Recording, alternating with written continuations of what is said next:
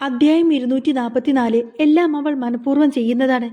മകനെ സൂക്ഷ്മതയോടുകൂടി ബെഡിലേക്ക് കിടത്തിയിട്ട് പോലും നീലിമക്കൊരൽപ്പം പോലും സമാധാനം ലഭിച്ചില്ല. സിദ്ധാർത്ഥ് ലാവണ്യെ വിവാഹം കഴിച്ചു കഴിഞ്ഞ പിന്നെ ഒരു നിമിഷം പോലും അവൾക്ക് അവിടെ നിൽക്കാൻ കഴിയില്ല. അശ്വിനെ കൊണ്ട് വളരെ ദൂരത്തേക്ക് എത്രയും പെട്ടെന്ന് തന്നെ പോകണമെന്ന് നീലിമ മനസ്സിൽ ഉറപ്പിച്ചു. അച്ചു ഇപ്പൊ ചെറിയ കുട്ടിയാണ്, അതുകൊണ്ട് വലുതാവും തോറും പതിയെ പതിയെ സിദ്ധാർത്ഥിനെ പറ്റിയിട്ടുള്ള ഓർമ്മകളെല്ലാം തന്നെ അവന്റെ മനസ്സിൽ നിന്ന് മാഞ്ഞു പോകുമെന്ന് നീലിമ വിശ്വസിച്ചു. പക്ഷേ നീലിമയെ സംബന്ധിച്ചിടത്തോളം അവൾക്കൊരിക്കലും സിദ്ധാർത്ഥിനെ മറക്കാൻ കഴിയില്ലായിരുന്നു. അതൊരു കണക്കിന് നല്ലതാണ്. കാരണം ഇനി എപ്പോഴും അവളുടെ ജീവിതത്തിലുടനീളം നല്ല ചിന്തകൾ, സിദ്ധാർത്ഥുമായിട്ട് പങ്കിട്ട നല്ല നിമിഷങ്ങൾ അവളുടെ മനസ്സിലുണ്ടാവുമല്ലോ.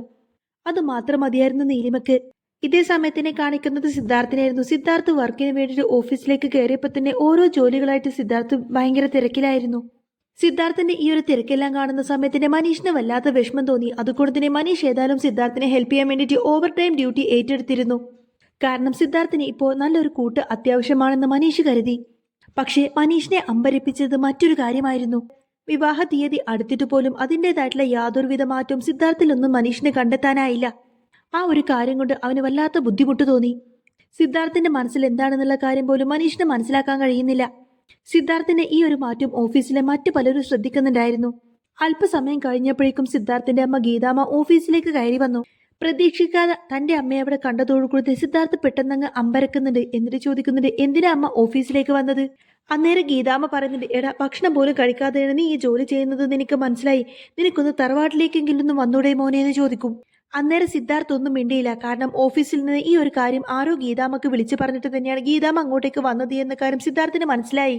സിദ്ധാർത്ഥ് പറഞ്ഞത്, ഞാൻ കുറച്ച് തിരക്കിലായി പോയി, ഈ ജോലിയെല്ലാം ഒതുക്കി വെച്ചതിന് ശേഷം ഞാൻ അങ്ങോട്ടേക്ക് വരാൻ നോക്കാമെന്ന് പറയും. സിദ്ധാർത്ഥിന്റെ മറുപടി കേൾക്കുന്ന സമയത്തിന് ഗീതാമ്മക്ക് അങ്ങ് ദേഷ്യം വരണം. തിരക്ക് തിരക്ക്, നിനക്ക് എപ്പോഴും ഈ തിരക്ക് തന്നെയാണ്. നിന്റെ ഈ തിരക്കിൽ നിനക്കൊന്നിനും സമയമില്ലല്ലോ. സ്വന്തം കല്യാണം അടുത്തു വരുന്ന കാര്യം പോലും നിനക്ക് ഈ തിരക്കിനിടയിൽ ഓർമ്മയില്ലല്ലോ. ഗീതാമ്മയുടെ ദേഷ്യം കാണുന്ന സമയത്തിന് സിദ്ധാർത്ഥ് ഇങ്ങനെ ചിരിച്ചുകൊണ്ട് പറയുന്നുണ്ട്, ഹോ താങ്ക് ഗോഡ്, എങ്കിലും അമ്മ അതെന്നെ ഓർമ്മിപ്പിച്ചല്ലോ. അമ്മ ഇപ്പൊ ഇതിനെ ഓർമ്മിപ്പിച്ചില്ലായിരുന്നെങ്കിൽ എന്റെ കല്യാണം പോലും ഞാൻ മറന്നേനെന്ന് ഇങ്ങനെ സിദ്ധാർത്ഥ് പറയുന്നത് കേട്ടിട്ട് ഗീതാമ്മക്ക് ഭയങ്കര അങ്ങ് ദേഷ്യം വരികയാണ്. എടാ നീ എന്നെ കളിയാക്കിയതാണല്ലേ എന്നിങ്ങനെ ഗീതാമ്മ ദേഷ്യത്തോട് ചോദിച്ചെങ്കിലും സിദ്ധാർത്ഥ് ഒന്നും തന്നെ മിണ്ടിയില്ല. ഗീതാമ്മ പറഞ്ഞത്, എന്ത് ചോദിച്ചാലും നീ മിണ്ടരുത്, എല്ലാം തന്നിഷ്ടത്തിനോട് അങ്ങ് ചെയ്തോളണം. ഞാനൊരു കാര്യം പറഞ്ഞേക്കാം സിദ്ധു, ലാവണ്യയുടെ ഫാമിലി നിന്നെ കുറെ ദിവസമായിട്ട് നേരിൽ കാണാൻ ശ്രമിക്കുന്നുണ്ട്. അതുകൊണ്ട് നീ എത്രയും പെട്ടെന്ന് തന്നെ അവരെ കണ്ടിട്ടൊന്ന് സംസാരിക്കാൻ നോക്ക്. അതിന് വേണ്ടിയിട്ടുള്ള കാര്യങ്ങളൊക്കെ നീ ചെയ്യാൻ നോക്ക്. അല്ലാതെ നീ ഇങ്ങനെ ഉൾവലിഞ്ഞ് നിന്നാലൊന്നും ശരിയാവില്ല സിദ്ധു. ഇനിയിപ്പോൾ ഈ കല്യാണം വേണ്ട എന്ന് വെക്കാനാണ് നിന്റെ പ്ലാനെങ്കിൽ നിന്നെ സപ്പോർട്ട് ചെയ്തിട്ട് ഞങ്ങൾ ആരും തന്നെ നിന്റെ കൂടെ നിൽക്കില്ല. പിന്നെ ബാക്കി കാര്യങ്ങളൊക്കെ ഞാൻ പറഞ്ഞതൊക്കെ ഓർമ്മയുണ്ടല്ലോ എന്നിങ്ങനെ ഭീഷണി സ്വരത്തിൽ ഗീതാമ്മ പറയുന്നുണ്ടെങ്കിലും അതൊന്നും തന്നെ സിദ്ധാർത്ഥ് ഗൗനിച്ചില്ല. അതുകൊണ്ട് തന്നെ അവന്റെ ഈ ഒരു മനോഭാവം ഗീതാമ്മയെ വല്ലാതെ അസ്വസ്ഥയാക്കി. ഇനിയും ഇങ്ങനെ മുന്നോട്ട് പോയ കാര്യങ്ങളൊന്നും ശരിയാവില്ല എന്ന് മനസ്സിലാക്കിക്കൊണ്ട് ഗീതാമ്മ ഏതായാലും കാര്യങ്ങളൊക്കെ സിദ്ധാർത്ഥിനെ പറഞ്ഞ് മനസ്സിലാക്കണമെന്ന് കരുതിയിരുന്നു. അപ്പോഴേക്കും സിദ്ധാർത്ഥിന്റെ ഫോൺ റിങ് ചെയ്യുന്നുണ്ട്. ഗീതാമ്മയെ മൈൻഡ് പോലും ചെയ്യാതെ സിദ്ധാർത്ഥ് ഏതായാലും അവിടെ മുന്നിൽ വെച്ച് തന്നെ ആ ഒരു കോൾ അറ്റൻഡ് ചെയ്യുന്നുണ്ട്. അതിനുശേഷം അവരുടെ സംസാരത്തിന് യാതൊരുവിധ വിലയും കൊടുക്കാതെ സിദ്ധാർത്ഥ് വീണ്ടും അവന്റെ ജോലികളിലേക്ക് മുഴുകി. ഇത്ര ദിവസം ഓഫീസിലേക്ക് പോലും വരാതെ വീട്ടിലിരുന്ന് മദ്യലഹരിയിൽ ആ മോനെ കണ്ടപ്പോൾ അമ്മയുടെ മനസ്സിൽ വല്ലാതെ വേദനിച്ചിരുന്നു. ഇപ്പതേ ഓഫീസിൽ വന്നപ്പോഴും നല്ല തിരക്ക്. എന്തുകൊണ്ടാണ് തനിക്ക് തന്റെ മകന്റെ കാര്യത്തിൽ സന്തോഷിക്കാൻ കഴിയാത്തതെന്ന് ഗീതാമ്മ ചിന്തിച്ചു. ഇപ്പതേ ഊണും ഉറക്കും ഭക്ഷണം പോലും നഷ്ടപ്പെടുത്തിയിട്ട് സ്വന്തം ജോലി തിരക്കിൽ മുഴുകിയിരിക്കുന്ന മകനെ കണ്ടിട്ട് ഗീതാമ്മക്കൊന്നും തന്നെ മനസ്സിലാവുന്നില്ല. ശരിക്കും ഇനി നീലിമയെ മറന്നതുകൊണ്ട് തന്നെയായിരിക്കും സിദ്ധാർത്ഥ് അവന്റെ ജോലിയിലേക്ക് തിരികെ വന്നത്? അതോ ഈ തിരക്കുകളിൽ മുഴുകിക്കൊണ്ട് മറ്റെന്തെങ്കിലും മറക്കാൻ ശ്രമിക്കുന്നതായിരിക്കുമോ? ലാവണ്യവുമായിട്ടുള്ള വിവാഹം അവൻ സമ്മതിച്ചതാണ്. ഇപ്പതേ നീലിമയെ പറ്റിയിട്ട് ഒന്നും തന്നെ പറയുന്നുമില്ല. എന്നിട്ട് പോലും ഈ കാര്യത്തിൽ എന്തുകൊണ്ടാണ് എന്റെ മോന് സന്തോഷിക്കാൻ കഴിയാത്തതെന്നൊക്കെ ചിന്തിക്കാണ് ഗീതാമ്മ. ഗീതാമ്മ ഏതായാലും വളരെയധികം വിഷമത്തോടു കൂടി തന്നെ സിദ്ധാർത്ഥിന്റെ ക്യാബിൽ നിന്നിങ്ങനെ പുറത്തേക്ക് ഇറങ്ങുന്നതും കണ്ടുകൊണ്ട് തന്നെ മനീഷ് അങ്ങോട്ടേക്ക് വരുന്നുണ്ട്. മനീഷ് വന്ന് ചോദിക്കുന്നുണ്ട്, അല്ല ആന്റി എന്താ ഇവിടെ? അന്നേരം സങ്കടത്തോടു കൂടി തന്നെ ഗീതാമ്മ പറഞ്ഞത്, അത് ഞാൻ സിദ്ധാർത്ഥിനെ ഒന്ന് കാണാൻ വന്നതാണെന്ന് പറയും. പക്ഷേ ഞാൻ വന്നപ്പോഴേക്കും അവൻ അവിടെ നല്ല തിരക്കിലാണ്. എന്നോട് സംസാരിക്കാനോ എന്നോട് നോക്കാൻ പോലും അവനിപ്പോൾ സമയമില്ല. വിഷാദം നിറഞ്ഞ സ്വരത്തിലായിരുന്നു ഗീതാമ്മ സംസാരിക്കുന്നത്. അപ്പോഴെന്നെ മനീഷ് പറയുന്ന, മേഡം ഒന്നുകൊണ്ട് വിഷമിക്കേണ്ട, എല്ലാം ശരിയായിക്കോളും മാഡം എന്നിങ്ങനെ പറയുന്ന സമയത്തിന് ഗീതാമ്മ ഒന്നും മിണ്ടാതെ അവിടെ നിന്ന് തലയനക്കിയിട്ട് മയ്യെ അവിടെ നിന്ന് മുന്നിലേക്ക് പോയി. നീലിമയും അശ്വിനെയും അവിടെ നിന്ന് മാറ്റി താമസിപ്പിച്ചിരിക്കുന്ന സിദ്ധാർത്ഥിന്റെ പാരൻസ് തന്നെയാണെന്നുള്ള കാര്യമൊക്കെ മനീഷിനറിയാം. അതുകൊണ്ട് തന്നെ സിദ്ധാർത്ഥ് ഒരിക്കലും ഇവരെ മൈൻഡ് ചെയ്യില്ല എന്ന കാര്യം മനീഷിനറിയാമായിരുന്നു. അതെല്ലാം മനസ്സിലാക്കിക്കൊണ്ട് തന്നെ മനീഷ് ഒരു ദീർഘനിശ്വാസം എടുത്തിട്ട് വീണ്ടും അവിടെ നിന്ന് തന്റെ ജോലിയിലേക്ക് മുഴുകാൻ വേണ്ടി അവിടെ നിന്ന് പോയി. അപ്പോഴായിരിക്കും ഹേമന്ത് അങ്ങോട്ടേക്ക് വരുന്നതെല്ലാം തന്നെ മനീഷ് ശ്രദ്ധിക്കുന്നത്. വളരെയധികം ബഹുമാനത്തോടു കൂടി തന്നെ മനീഷ് അവനെ വിഷ് ചെയ്തു. നമസ്കാരം സർ, കുറെ നാളായല്ലോ സാറിനെ ഇങ്ങോട്ടേക്ക് കണ്ടിട്ട്. സിദ്ധാർത്ഥ് സർ ഇങ്ങോട്ടേക്ക് വന്നതിന് ശേഷം ആദ്യമായിട്ടാണല്ലോ ഹേമന്ത് സർ ഇങ്ങോട്ടേക്ക് വരുന്നതല്ലേ? ഞാൻ അല്ലെങ്കിൽ സാറിനെ ഈ തിരക്കിൽ ഇങ്ങോട്ടേക്ക് പ്രതീക്ഷിച്ചിരുന്നു. സാർ ഇപ്പോൾ വല്ലാത്തൊരവസ്ഥയിലാണ്. കാണുമ്പോൾ തന്നെ ആകെ വിഷമം തോന്നുന്നു. അന്നേരം ഹേമന്ത് ചോദിക്കുന്നത് എന്താണോ സംഭവിച്ചത്? താൻ എന്നെ ടെൻഷനാക്കാതെ കാര്യം പറ എന്ന് പറയും. കുറെ കാലം സിദ്ധാർത്ഥന്റെ കൂടെ തന്നെ ഉണ്ടായിരുന്നത് കൊണ്ട് തന്നെ മനീഷിനെ ഹേമന്തിനെ നന്നായിട്ട് അറിയാമായിരുന്നു. ഇന്നിപ്പോ അവൻ വളരെയധികം നിസ്സഹായതയോടെ ഇങ്ങനെ സംസാരിക്കുന്ന സമയത്തിന് എന്തോ കാര്യമായിട്ട് പ്രശ്നമുണ്ട് എന്ന കാര്യം ഹേമന്ത് ഊഹിച്ചു. കാരണം സിദ്ധാർത്ഥന്റെ കീഴിൽ വർക്ക് ചെയ്യുന്നവരെല്ലാം തന്നെ നല്ല മനോധൈര്യമുള്ളവരായിരുന്നു. ഹേമന്തിന്റെ ചോദ്യം കേൾക്കുന്ന സമയത്തിന് മനീഷിന്റെ മുഖമാകെ മങ്ങി. എന്നിട്ട് പറയുന്നുണ്ട്, ഹേമന്ത് സർ ഒന്നും പറയണ്ട. സിദ്ധാർത്ഥ സർ ഓഫീസിലേക്ക് തിരികെ വന്നതും ജോലി ചെയ്യുന്നതൊക്കെ നല്ല കാര്യം തന്നെയാണ്. പക്ഷേ ജോലി എന്ന ചിന്ത മാത്രമേ ഇപ്പോഴുള്ളൂ. ഭക്ഷണം പോലും കഴിക്കുന്നില്ല. ഉറക്കം പോലും ഇല്ലാതെ അദ്ദേഹത്തിന്റെ ഈ ഒരു അവസ്ഥ കണ്ടിട്ട് എനിക്ക് പോലും സമാധാനമില്ല. ഞാൻ കുറേ തവണ സംസാരിച്ചു നോക്കി, പക്ഷേ കേൾക്കണ്ടേ. സാറെങ്കിലും വന്നിട്ട് ബോസിനോടൊന്ന് നേരിട്ട് സംസാരിച്ചു നോക്കൂ. സാറെങ്കിലും നേരിട്ട് വന്നിട്ട് ബോസിനോടൊന്ന് സംസാരിച്ചു നോക്കിയോ, ചിലപ്പോൾ അനുസരിച്ചാലോ എന്നൊക്കെ പറയാട്ടോ മനീഷ്. എന്നിട്ട് പറഞ്ഞിട്ട് ഗീതാ മാഡം ഇങ്ങോട്ടേക്ക് വന്നിരുന്നു. പക്ഷേ അവരോട് പോലും സാറൊന്നും സംസാരിച്ചില്ലെന്നാ പറഞ്ഞത്. ഗീതാമ്മ വളരെയധികം സങ്കടപ്പെട്ട ഇവിടെ നിന്ന് പോയതെന്നും പറയും. മനീഷിന്റെ സ്വരത്തിൽ വേദന കലരുന്ന ആ ഒരു അവസ്ഥ മനസ്സിലാക്കിക്കൊണ്ടതിന് ഹേമന്ത് പറഞ്ഞിട്ട് ഞാൻ സംസാരിച്ചോളാം, നീ ചെല്ലേ. ഹേമന്തിന്റെ വാക്കുകൾ കേട്ട് ചെറിയൊരു സമാധാനത്തോടു കൂടെ മനീഷ് അവിടെ നിന്നങ്ങ് പോയതോടുകൂടി തന്നെ ഹേമന്ത് നേരെ സിദ്ധാർത്ഥിന്റെ കേബിനിലേക്ക് ചെന്നു. സിദ്ധാർത്ഥിന്റെ കേബിനിലേക്ക് കടന്നു ചെല്ലാൻ ഹേമന്തിന് എപ്പോഴും അനുമതിയുണ്ടായിരുന്നു. പക്ഷേ ഇപ്പോഴത്തെ സിദ്ധാർത്ഥിന്റെ അവസ്ഥ കണ്ടിട്ട് എങ്ങനെയാണ് സിദ്ധാർത്ഥ് തന്നോട് പ്രതികരിക്കുക എന്ന കാര്യമൊന്നും ഹേമന്തിന് അറിയില്ലായിരുന്നു. യെസ് കമിൻ എന്ന് സിദ്ധാർത്ഥ് പറയുന്നത് കേട്ടിട്ട് ഹേമന്ത് അങ്ങോട്ടേക്ക് അകത്തേക്ക് കയറി ചെന്നെങ്കിൽ പോലും സിദ്ധാർത്ഥിന്റെ മുഖത്ത് യാതൊരുവിധ ഭാവമാറ്റവുമില്ലായിരുന്നു. പ്രത്യേകിച്ച് യാതൊരുവിധ ഭാവഭേദങ്ങളുമില്ലാതെ സിദ്ധാർത്ഥ് വീണ്ടും അവന്റെ ജോലി തുടർന്നുകൊണ്ടേയിരുന്നു. അതിനിടയ്ക്ക് തലയിണയ്ക്ക് അവനോട് ഇരിക്കാൻ ആവശ്യപ്പെട്ടതെന്ന് മാത്രം. ഹേമന്ത് സിദ്ധാർത്ഥിനെ തന്നെ ഇങ്ങനെ സൂക്ഷിച്ചു നോക്കി. രണ്ടുപേരും പഴയ വലിയ സുഹൃത്തുക്കളാണെങ്കിൽ പോലും രണ്ടുപേർക്കും ഇടയിൽ മറ്റെന്തോ മാറ്റങ്ങളുണ്ട് എന്ന കാര്യം ഹേമന്തിന് മനസ്സിലായി.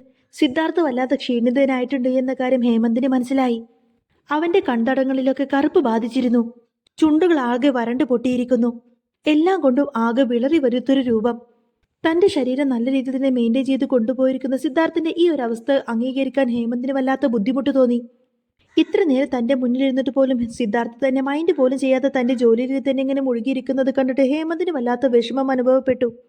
സിദ്ധു, നീ ഓക്കെ അല്ലടാ? നിനക്ക് എന്തെങ്കിലും പ്രശ്നമുണ്ടോ? നിന്റെ മനസ്സിൽ എന്തെങ്കിലും ഉണ്ടെങ്കിൽ തന്നെ നീ മറ്റാരോടെങ്കിലും ഷെയർ ചെയ്യണം. എങ്കിലേ നിനക്ക് കുറച്ച് ആശ്വാസം കിട്ടുള്ളൂ.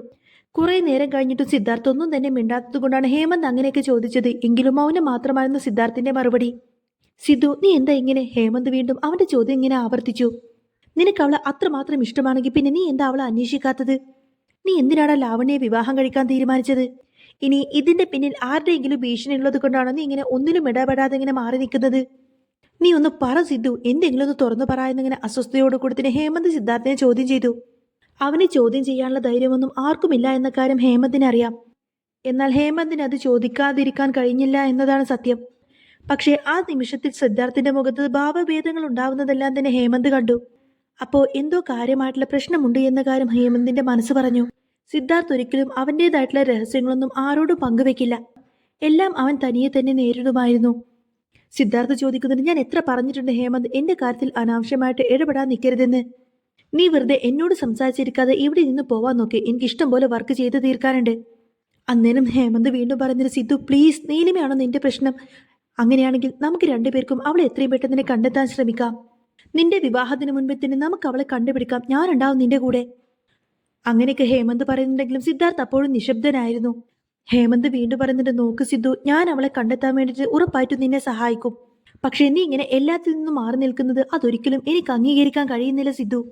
പ്രത്യേകിച്ച് നിന്റെ കുഞ്ഞ് അവളുടെ വയറ്റിൽ വരുന്ന ഈ ഒരു സാഹചര്യത്തിൽ നിനക്കതിന് കഴിയുന്നുണ്ടോ എന്നൊക്കെ ഹേമന്ത് ചോദിക്കുന്ന സമയത്തിന് സിദ്ധാർത്ഥ് പിന്നെ ഒന്നും തന്നെ മിണ്ടുന്നില്ല.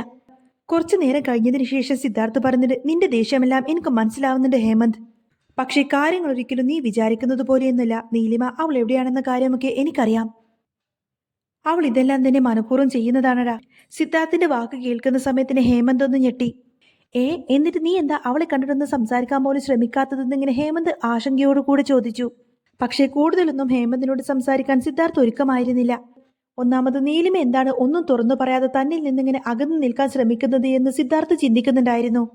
രണ്ടാമത് തന്റെ ഭാഗത്തു നിന്ന് എന്തെങ്കിലും തെറ്റ് സംഭവിച്ചാൽ അത് ഒരുപക്ഷെ നീലിമയുടെയും അച്ചുവിന്റെ ജീവിതത്തിന് എന്തെങ്കിലും പറ്റുമെന്ന കാര്യം സിദ്ധാർത്ഥ് ചിന്തിക്കുന്നുണ്ടായിരുന്നു. അവരുടെ കാര്യത്തിൽ ഒരിക്കലും സിദ്ധാർത്ഥിന് റിസ്ക് എടുക്കാൻ താല്പര്യമില്ലായിരുന്നു.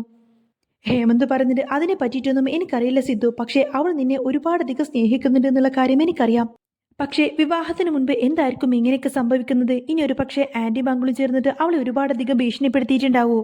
ഹേമന്ത് തന്റെ മനസ്സിലുള്ള സംശയം സിദ്ധാർത്ഥിനോട് പങ്കുവെച്ചു. അന്നേരം സിദ്ധാർത്ഥിന്റെ മുഖത്ത് വിഷാദം പടരുന്നതോടുകൂടി തന്നെ ആ വഴിക്കായിരിക്കും കാര്യങ്ങളൊക്കെ നീങ്ങിയിരിക്കുന്നത് എന്ന കാര്യം ഹേമന്തിന് മനസ്സിലായി. നീലിമയുടെ അവസ്ഥ ആലോചിച്ചുകൊണ്ട് തന്നെ ഹേമന്തിനും സിദ്ധാർത്ഥിനും വല്ലാത്ത സഹതാപം തോന്നി. ഗീതാമ്മ കാരണം അവർക്ക് വല്ലാത്ത ബുദ്ധിമുട്ടാണ് നേരിടേണ്ടി വന്നിരിക്കുന്നത്. അതിനെല്ലാം തരണം ചെയ്ത് പരസ്പരം വിവാഹം കഴിക്കാൻ വേണ്ടിയിട്ടുള്ള തീരുമാനത്തിലെത്തിയതായിരുന്നു സിദ്ധാർത്ഥ്. പക്ഷേ അതിനിടയിൽ കാര്യങ്ങളെല്ലാം തന്നെ ഗീതാമ്മ ഇടപെട്ട് ഇവിടെ കൊണ്ടെത്തിച്ചിരിക്കുന്നു. ഹേമന്ത് ചോദിക്കുന്നുണ്ട്, അപ്പോ നീ എന്താണ് തീരുമാനിച്ചത് സിദ്ധു? നീ ലാവണ്യത്തിനെ കല്യാണം കഴിക്കാൻ വേണ്ടിയിട്ട് തീരുമാനിച്ചോ? എനിക്ക് ആ ഒരു കാര്യത്തിൽ പേഴ്സണലി എതിർപ്പൊന്നുമില്ല. പക്ഷേ നീ അവളെ വിവാഹം കഴിക്കുമ്പോൾ നിന്റെ മനസ്സിൽ മറ്റൊരു സ്ത്രീ ഉണ്ടാവരുതെന്ന് എനിക്ക് നിർബന്ധമുണ്ട്. അത് കേട്ടതോടുകൂടി തന്നെ സിദ്ധാർത്ഥ് ഒന്നും മിണ്ടാതെ അവിടെ നിന്നും എഴുന്നേറ്റതിന് ശേഷം പോക്കറ്റിൽ നിന്നും ഒരു സിഗരറ്റ് എടുത്ത് ഇങ്ങനെ കത്തിച്ചു. വളരെ അച്ചടക്കത്തോടു കൂടെ തന്നെ ജീവിതശൈലി ഇങ്ങനെ മുന്നോട്ട് കൊണ്ടുപോകുന്നത് സിദ്ധാർത്ഥിന്റെ ഈ ഒരു മാറ്റം അക്ഷമയോടുകൂടെ ആയിരിക്കും ഹേമന്ത് നോക്കി നിൽക്കുന്നത്. സിദ്ധാർത്ഥ് ഒരു പഫ് എടുത്തിട്ട് പുക നീട്ടി ഊതി പുറത്തേക്ക് വിട്ടു. സിദ്ധാർത്ഥ് പറഞ്ഞിട്ട് എന്താണ് ചെയ്യേണ്ടത് എന്ന കാര്യം എനിക്കിപ്പോഴും അറിയില്ല ഹേമന്ത്. പക്ഷേ നീ വിഷമിക്കേണ്ട, ഞാൻ ഒരിക്കലും ലാവണ്യെ വിവാഹം കഴിക്കില്ല എന്ന് പറയും സിദ്ധാർത്ഥ്. അപ്പോ സിദ്ധാർത്ഥിന്റെ വാക്ക് കേട്ടിട്ട് ഒന്നും മനസ്സിലാവാതെ ഹേമന്ത് സിദ്ധാർത്ഥിനെ തന്നെ ഇങ്ങനെ നോക്കി. സിദ്ധാർത്ഥ് പറഞ്ഞിട്ട്, അതേ ഹേമന്ത്, നീലിമയെ തിരികെ കൊണ്ടുവരണം. അവൾ എത്രയും പെട്ടെന്ന് തിരികെ എന്റെ അടുത്തേക്ക് തന്നെ കൊണ്ടുവരണം. ആ ഒരു നിമിഷത്തിന് വേണ്ടിയിട്ട് തന്നെയാണ് ഞാൻ കാത്തിരിക്കുന്നത്. അതിനിടയിൽ അനാവശ്യമായിട്ടുള്ള പ്രശ്നങ്ങളൊന്നും തന്നെ വേണ്ട. അവളെ എനിക്ക് ഇപ്പൊ നഷ്ടമായ പിന്നീട് ഒരിക്കലും എനിക്ക് അവളെ തിരിച്ചു കിട്ടില്ല. അതും പറഞ്ഞു കൊടുത്തത് സിദ്ധാർത്ഥ് വീണ്ടും സിഗരറ്റിന്റെ ഒരു പഫ് എടുക്കുന്ന സമയത്തിന് സിദ്ധാർത്ഥ് എന്താണ് ചെയ്യാൻ പോകുന്നത് എന്ന കാര്യമൊന്നും തന്നെ ഹേമന്തിന് മനസ്സിലായില്ലായിരുന്നു. സിദ്ധാർത്ഥ് ഒരിക്കലും ലാവണ്യെ വിവാഹം കഴിക്കില്ല എന്ന് പറഞ്ഞ കാര്യം മാത്രം ഹേമന്തിന് വ്യക്തമായി. പക്ഷേ പിന്നീട് വീണ്ടും എന്തിനായിരിക്കും ഈ നാടകം എന്നൊക്കെ ചിന്തിച്ചുകൊണ്ട് തന്നെ ഹേമന്തിന്റെ മനസ്സങ്ങ് കാടുകയറി. പക്ഷേ ഒരു കാര്യം മാത്രം ഹേമന്തിന് മനസ്സിലായിരുന്നു. ഇപ്പൊ തന്റെ മുന്നിൽ നിൽക്കുന്നത് തന്റെ പഴയ സിദ്ധാർത്ഥാണ്. എല്ലാം കാര്യങ്ങളൊക്കെ പ്ലാൻ ചെയ്തതുപോലെ തന്റെ കൈപ്പിടിയിലാക്കി ധൈര്യശാലിയെ പോലെ നിൽക്കുന്ന ആ ഒരു പഴയ സിദ്ധാർത്ഥ്. സിദ്ധാർത്ഥ് ഏതായാലും എല്ലാവർക്കും മുന്നിൽ ലാവണ്യമായിട്ടുള്ള ആ ഒരു കല്യാണം പ്ലാൻ ചെയ്യുന്നുണ്ടെങ്കിൽ പോലും സിദ്ധാർത്ഥിന്റെ മനസ്സിൽ എങ്ങനെയെങ്കിലും തന്റെ നീലിമയെ തിരികെ കിട്ടണം, എങ്ങനെയെങ്കിലും തന്റെ നീലിമയെ സ്വന്തമാക്കണമെന്ന ഒറ്റ ചിന്ത മാത്രമായിരിക്കും. നീലിമയുടെയും അശ്വിന്റെയും ജീവിതം സേഫാക്കാൻ വേണ്ടി തന്നെയായിരിക്കട്ടെ സിദ്ധാർത്ഥ പെട്ടെന്ന് ഇങ്ങനൊരു നാടകം പ്ലാൻ ചെയ്തേക്കുന്നത്. ഏതായാലും അടുത്ത എപ്പിസോഡ് നല്ല സൂപ്പർ ത്രില്ലിംഗ് എപ്പിസോഡ് തന്നെയാണ്. നാളെ ഇതേ സമയത്ത് തന്നെയായിരിക്കട്ടെ ഞാൻ വീഡിയോസ് അപ്ലോഡ് ചെയ്യുന്നത്. അപ്പോൾ നിങ്ങൾക്ക് ഈ ഒരു ചാനൽ ഇഷ്ടമാവുകയാണെന്നുണ്ടെങ്കിൽ എന്നും ഇതേപോലെ തന്നെ ഡെയിലി റിവ്യൂസൊക്കെ കേൾക്കാൻ താല്പര്യമുണ്ടെങ്കിൽ തീർച്ചയായിട്ടും നിങ്ങൾ എൻ്റെ ചാനൽ സബ്സ്ക്രൈബ് ചെയ്യാനും സപ്പോർട്ട് ചെയ്യാനൊന്നും മറക്കല്ലേ.